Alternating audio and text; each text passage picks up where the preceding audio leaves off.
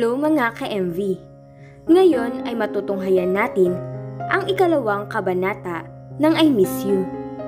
Pero bago nating simulan ang ating istorya, ay paki-like at share po sana ng ating video. Paki-click din ng subscribe button at bell icon para lagi kayong updated sa mga parating ko pang uploads. Hay naku Abby, alam mo bang napakaswerte mo kay Vince? Sabi ng kanyang kaibigan na si Elma. Nadismaya nga lang siya dahil ang akala niya ay sila ni Rose ang pasya nito. Yun pala ay gusto lang nitong makausap at makita si Vince. Close friend niya si Rose simula ng high school sila. Kilala ang pamilya nito dahil sa business nila. Kitang-kita sa itsura nito ang pagiging mayaman, pero sa pagandahan, syempre hindi nagpapatalo si Abby. Nasa isang mesa silang tatlo sa isang mamahaling restaurant. Masayang nagkwekwentuhan ng kung ano-ano. Nakaramdam siya ng matinding inis kay Elma dahil tanong ng tanong ito tungkol sa buhay ni Vince, sa school at childhood experience ng binata. Dati pa man ay palagi na itong nagpapapansin kay Vince. Kaya nga noon, gustong-gusto niyang ipinapakita rito na sobra ang paghuhumaling ni Vince sa kanya. Gusto ni Abby ipakita dito na siya ang gusto ni Vince, na siya lang ang gusto nito at wala ng iba, kahit pa mas maganda ito sa kanya. Kanina nga ay nag-text siya kay Vince para magpasundo. Alam niyang may nirarush na project ito. Mabuti na lang at tapos na nito ang project dahil hindi niya mapapalampas ang pagkakataong inggitin si Elma. Pakiramdam niya ay napaka-espesyal niyang tao dahil kay Vince. Alam niyang naghihintay na si Vince sa kanya. Kanina pa ito nag-text. Hindi naman ito magagalit kahit gaano siya katagal. Ganoon kabait ito sa kanya. Napakahaba ng pasensya nito. Hindi yata ito marunong magalit pagdating sa kanya. Ang gwapo ni Vince at ang bait pa niya. Paano naging kayo? Pangungulit ni Elma sa kanya. Hindi niya ako niligawan. Simpleng sagot niya. Eh paano mo siya naging boyfriend? Halatang curious si Elma. Pinilit ako ng mga magulang ko. Matipid na sagot niya para kainggitan nito.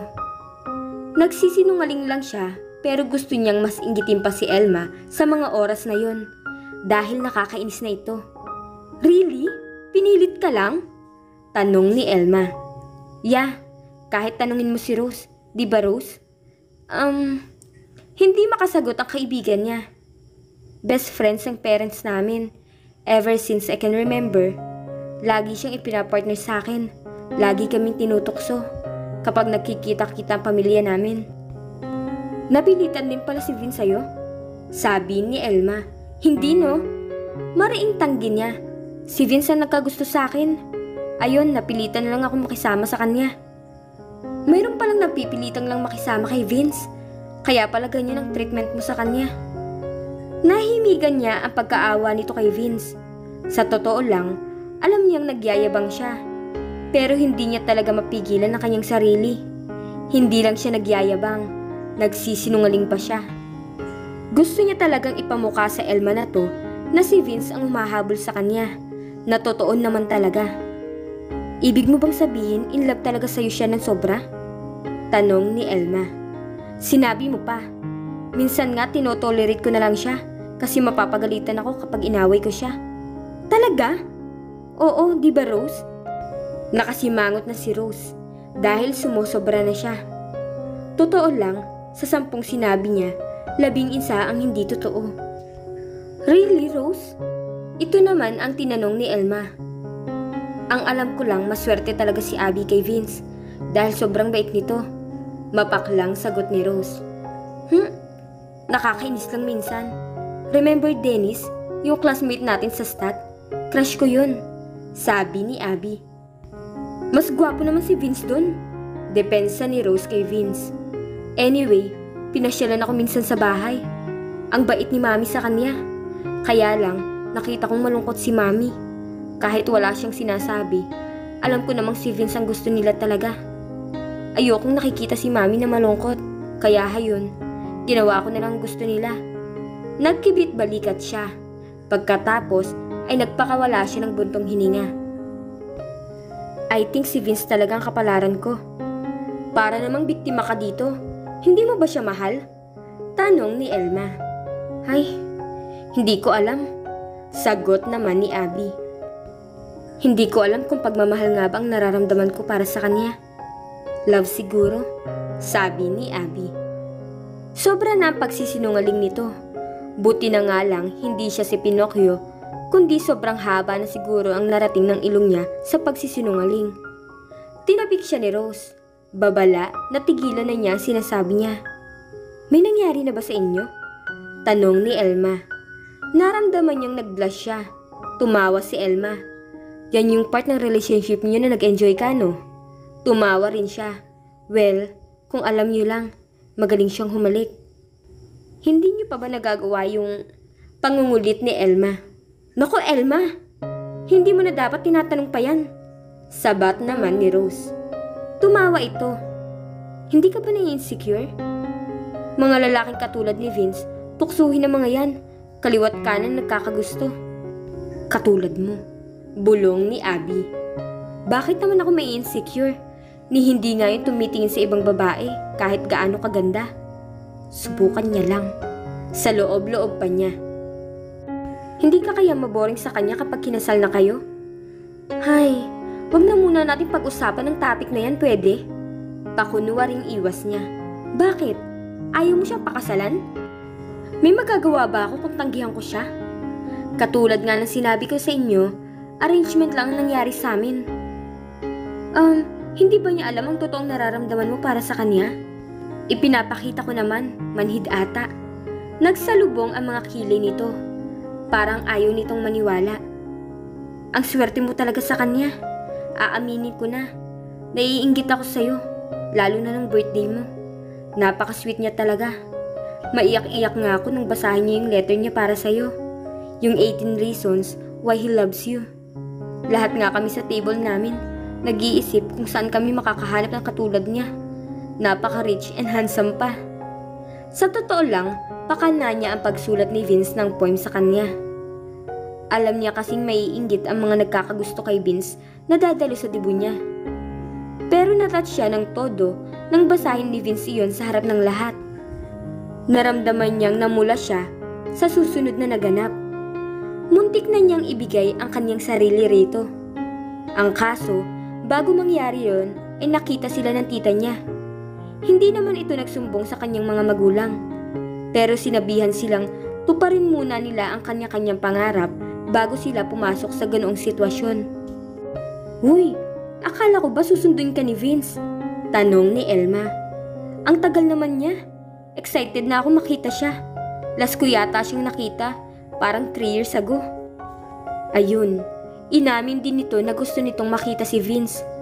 Okay lang, nagtagumpay naman siya sa pagpapamukha dito kung gaano siya kamahal ni Vince.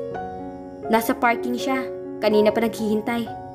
Yeah, bakit hindi mo agad sinabi? Anyway, ayaw mo naman sa kanya, diba? Akin na lang kaya siya. Subukan mo.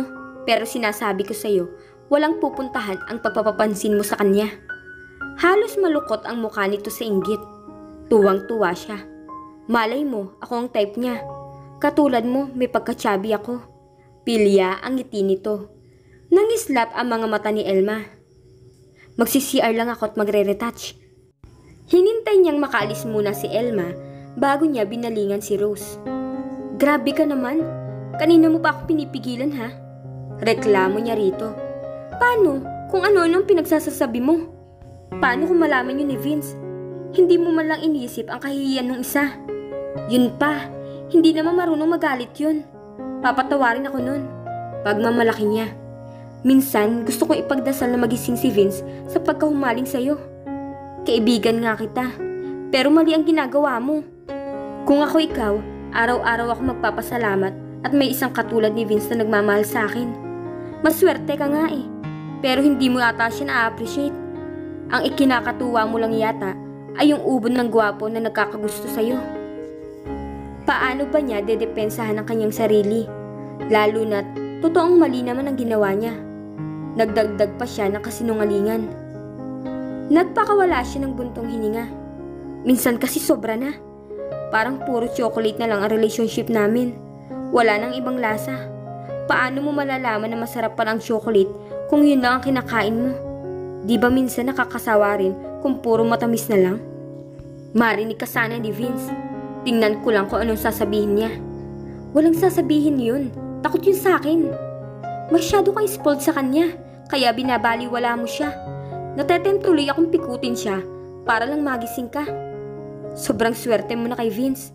Dapat magpasalamat ka na lang. Sa totoo lang, Abby, kaninang minamaliit mo si Vince, gusto kitang itulak dyan sa upuan mo. Okay. Naiinis lang kasi ako kay Elma, kaya ganun ako magsalita. Biruin mo, tinawag pa akong chubby. Sinabi lang naman yan totoo. Bilib nga ako kay Vince. Mahal ka niya sa kung ano ka. Kahit pa chubby ako, maganda pa rin ako. At totoo naman, hindi ko alam kung kailan niya ako niligawan o kung kailan ko siya sinagot. Nagising na lang ako na kami na. Maging concerned ka naman sa kanya, Abby. Huwag mo siyang pabayaan. Baka mamaya makarating pa sa kanyang sinasabi mo. Masyadong nakakasakit ng damdamin. Pinabababa mo masyadong pagkatao niya. Katulad ng sinabi ko, patatawarin ako ni Vince. Kilala ko siya, yun pa. Nang lumabas si Elma, ay ayos na ayos ito at halatang gusto lang magpa-charming kay Vince. Tara na, nakangiting sabi nito. Nabayaran ko ng bills. Dagdag pa nito. Pagtayo nila, sa kanya napansin palapit si Vince sa kanila. Kanina pa kaya ito sa likuran nila? Nakaramdam siya ng pag-aalala at kaunting guilty. Vince, okay ka lang? Tanong niya rito. Tumango ito. Pagod lang ako. Puyat eh. Sagot nito sa kanya bago nito tiningnan ang mga kasama niya. Hi Rose. Hi, Elma. Classmate ko dati si Abby. Matamis na matamis ang ngiti ni Elma kay Vince. Titig na titig ito kay Vince. Tinitigan din ito ni Vince. Para siyang kinuryente. Narinig din niya ang pagsinghap ni Rose. Unang beses iyon na tumitig si Vince sa ibang babae kapag naroon siya. Naalarma siya. Tila kinurot ang kanyang puso. Parang pisikal ang sakit na ginawa nito. Bakit ka pa umakyat dito? Ang sabi ko naman, papunta na kami sa parking space. Mataray na sabi ni Abby. Gusto ko lang makita bakit ka nagtatagal. Malamig na sagot nito. Ngumiti ito kay Elma. May narinig nga ba ito? Kinabahan siya. Hinila niya ang kamay nito. Let's go. May gagawin ka pa, diba? Hindi ako nagmamadali. Sagot nito. Pumwesto si Elma sa tabi ni Vince. Nagkwekwentuhan ang mga ito habang naglalakad. Naririnig niya ang pagtawa-tawa ni Vince sa mga sinasabi ni Elma. May namuong hinala sa loob niya. May narinig kaya si Vince sa pinag-usapan nila kanina? May tila yelong bumalot sa puso niya. Pati kaya yung pinag-usapan nila ni Elma ay narinig din nito? Kakaiba kasi ang kinikilos nito. Kakaiba at nakakakaba. Pagpasok nila sa sasakyan, tahimik at walang kibo si Vince. Gusto mo pa yatang hihatid si Elma ha? Vince, pagalit na tanong niya rito. Baka gusto mo, bumaba na lang ako dito. Para siyang kasama mo, yun ba gusto mo? Hindi ito sumagot. Tahimik lang na nagmamaneho ito. Matagal-tagal din niyang hindi ito kinibo. Pero hindi rin siya nakatiis. Ano ba Vince? Kung may tampo ka sa akin, sabihin mo. Kung ayaw mo akong kasama, itigil mo lang tong sasakyan at magtataksi na lang ako. Itinabi nito ang sasakyan. Lumakas ang kabog ng dibdib niya. Tinanggap nito ang hamon niya. Oh no! Ano ang narinig nito?